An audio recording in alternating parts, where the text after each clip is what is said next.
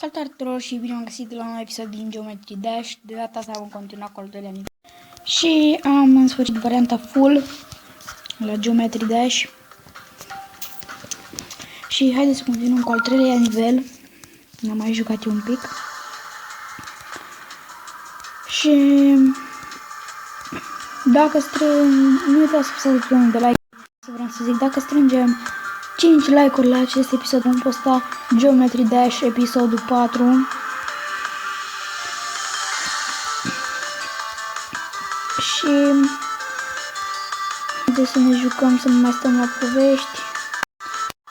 După aia, la sfârșitul episodului, când terminăm nivelul, o să vă arăt ultimul nivel, adică cel mai greu, părerea mea.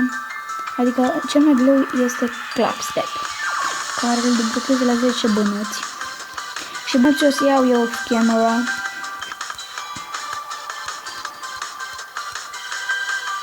Și de fapt primii 2 bănuți pot să iau simplu. Ok. Aici trebuie să sari ca să iei al treilea bănuț, dar eu nu-l iau pentru că puteam să mor acolo. Și o să-l iau camera, v-am zis.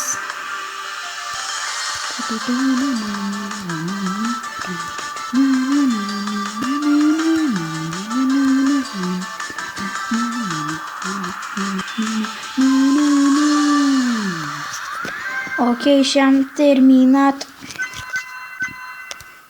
doilea nivel. Și acum o să arăt ultimul nivel, adică ăsta, uitați-vă la ăsta. Uitați-vă cum arată.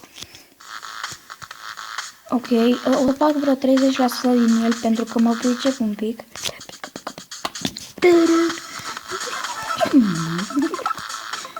Acolo erau niște țepi invizibili.